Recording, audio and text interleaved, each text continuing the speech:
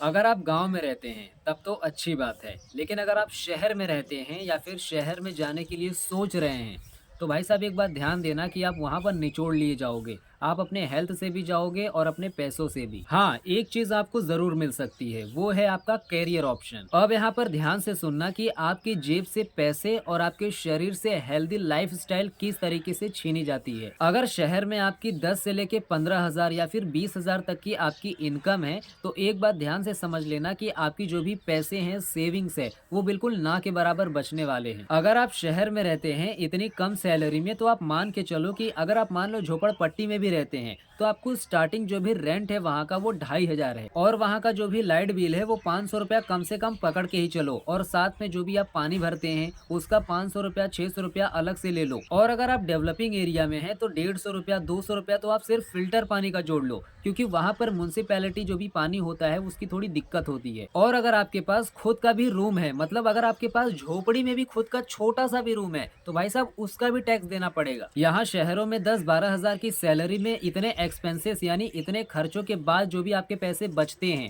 उसमें से कुछ पैसे आप फैमिली को देंगे, उसके बाद कुछ पैसे अगर कोई बीमार है तो उसको देंगे, और अगर ये मान लो कि आपकी फैमिली में किसी को लाइफ टाइम वाली बीमारी पकड़ ली है, तो भाई साहब उसका पैसा तो अलग से जोड़ लो। इसके बाद आते हैं आपके पर्सनल खर्चे, उसके बाद अगर आपको कहीं घूमना फिरना है तो उसके अलग से खर्चे, और अगर गलती से भी आपने कहीं बाहर का खाना खा लिया तो भाई साहब उसको देख के आपके कानों से धुआं निकलने लगेगा कि भाई साहब इतना पैसा कैसे लग रहा है। अब इसके बाद आता है हमारे पर्सनल खर्चे, जैसे कि हमें मोबाइल लेना है, गाड़ी लेना है, और अगर घर बनवाना है या फिर घर लेना है तो उसके लिए भी पैसे चाहिए। अब ये चीजें कैसे होंगी? अब इसके लिए आप लोगे ईएमआई पर जो भी पैसे होंगे, लोन वगैरह लोगे, ये सारी चीजें यहाँ पर लोन वाला सिस्टम चालू हो जाएगा, और आपकी जो भी सेविंग्स होगी वो बिल्कुल जीरो से नेगेटिविटी में चली जाएगी। और उसके बाद अपने बच्चों की शादी वादी तो भाई साहब छोड़ ही दो, उसके लिए 5-6 लाख रुपए अलग से लाने पड़ेंगे, उसके लिए भी आपको लोन लेना पड़ेगा। समझ रहे हो? मतलब आस पास से मांगना पड़ेगा। तो यहाँ पर तो आपको समझ में आ गया होगा कि किस तरीके से आपकी जेबों से पैसे निकल जाएंगे और आपको पता भी नहीं चलेगा। ये तो हो गई पैसों की बात, लेकिन अब हम बात करते हैं हेल्थ के बारे में कि आपके हाथों से,